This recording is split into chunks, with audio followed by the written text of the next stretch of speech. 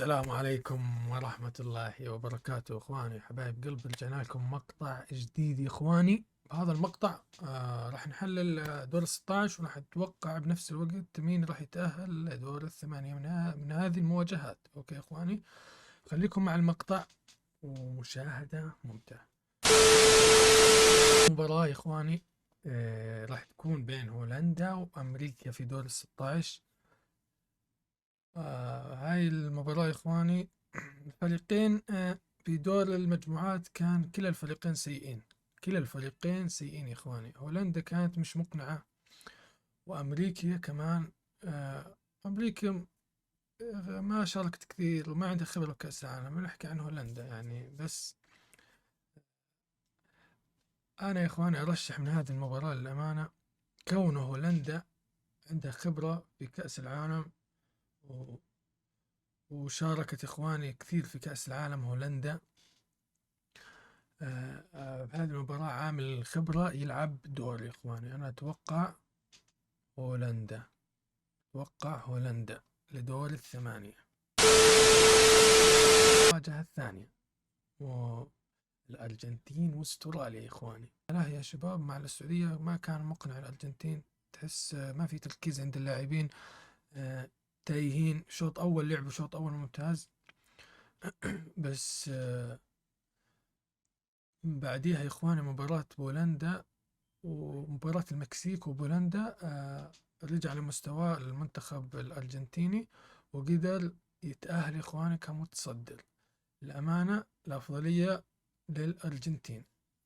طبعا الأرجنتين يا إخواني، طبعا الأرجنتين من هذه المجموعة. الأرجنتين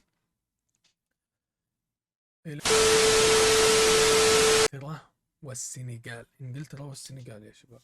إنجلترا والسنغال.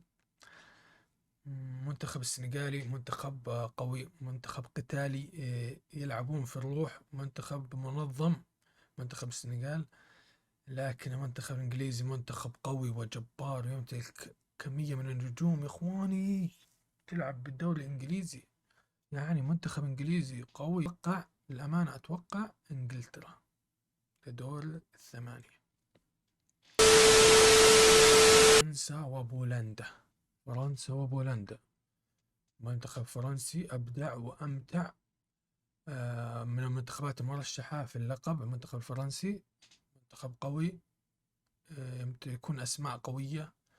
بدور المجموعة كان يعني كان أداؤه ممتاز مقنع. بس آخر مباراة منتخب التونسي، المنتخب العربي، قدر يتغلب العالم. إخوان المنتخب الفرنسي ألف مبروك المنتخب التونسي. لكن ما في اثنين يختلفوا عليه، يختلفوا على المنتخب الفرنسي. منتخب قوي مرشح للبطولة يا إخواني.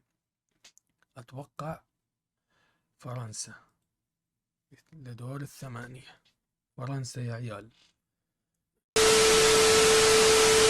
الكمبيوتر الياباني وكرواتيا وصيف كأس العالم الماضي.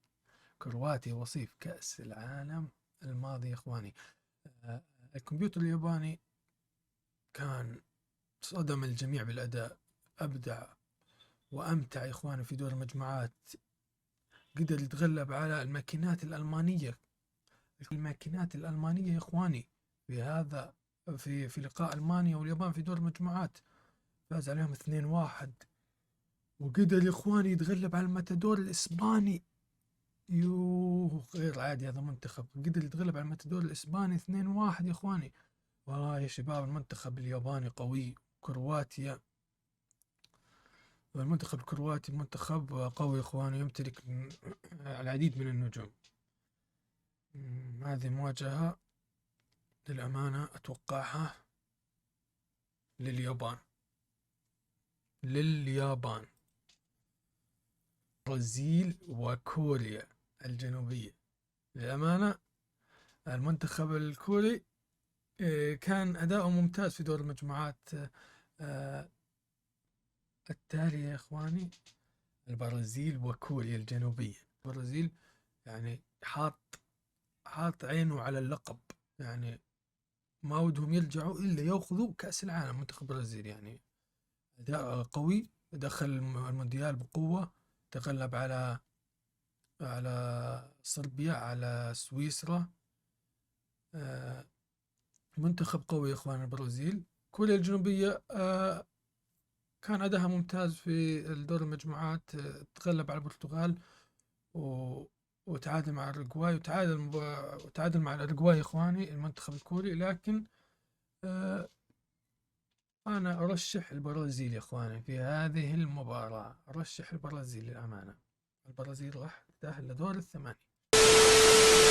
المغرب إسبانيا، المواجهة يا إخوان المنتظرة، المواجهة الذي كل العرب ينتظروها.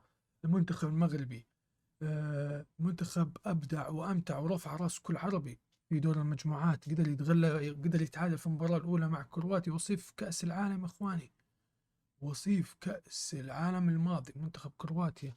والمباراة الثانية تغلب على المصنف الثاني على العالم منتخب بلجيكا 2-0. منتخب مغربي، منتخب عربي، أسود الأطلس أبدعوا وأمتعوا ما شاء الله عليهم يا إخواني.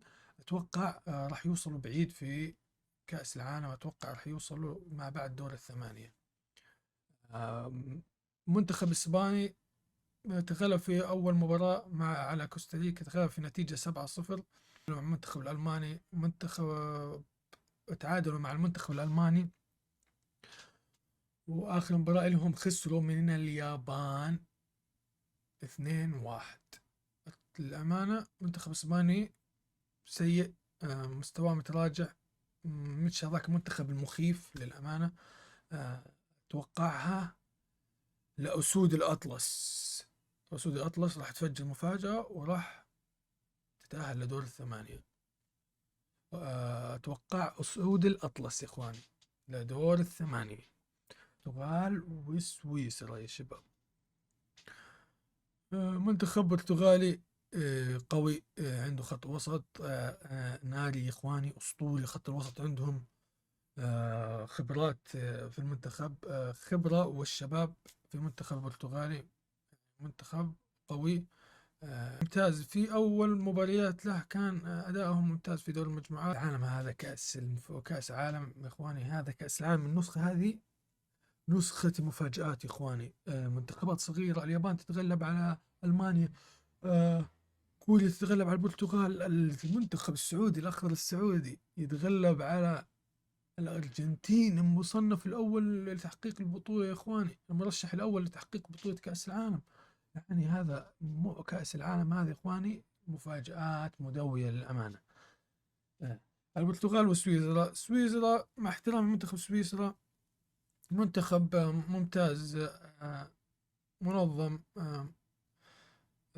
منتخب شفناه بأمم أوروبا يتألق يا إخواني، قدر يتغلب على المنتخب الفرنسي. للأمانة منتخب سويسرا منتخب قوي، ونقول تأهل إلى دور 16 إخوان المنتخب السويسري بشق الأنفس بصعوبة، بعد ما تغلب على المنتخب الصربي 3-2 في مباراة ماراثونية.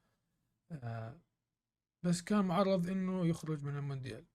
المنتخب البرتغالي منتخب قوي، عنده الدوني كريستيانو رونالدو، وهو آخر مونديال للدوني كريستيانو رونالدو، يريد تحقيق كأس العالم. واللعبة البرتغالية كتيبة قوية وأسماء جبارة وأسماء قوية في عالم كرة القدم.